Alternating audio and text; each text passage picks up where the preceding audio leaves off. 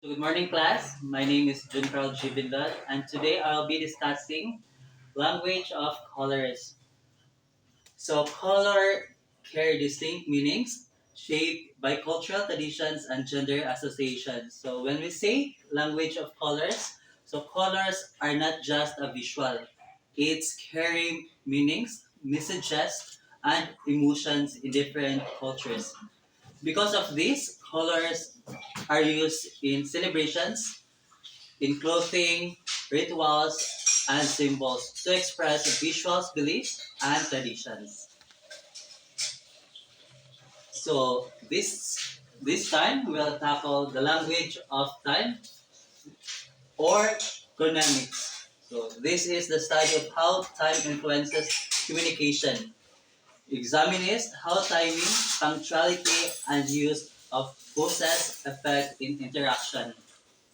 So when we say economics, this is a study how people use time to communicate. Time sends messages just like facial expressions or gestures.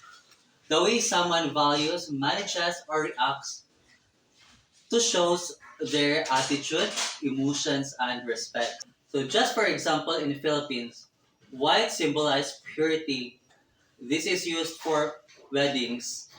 And black colors, it symbolizes mourning, used in funerals. So, and other colors, which is red and yellow, used in fiestas, symbolizing joy and energy. Now let's move on to time is categorized into four types. So first is biological time. So this is the time controlled by natural rhythm of our body. So just for example is your sleep cycle. Second example is body changes. So in second um, types is personal time. So this is how manage your own time, how you schedule your day. Third is physical time. So this is the actual measurable time we track using clock and calendars. For example, is seconds, minutes, hours, or days, months, or years.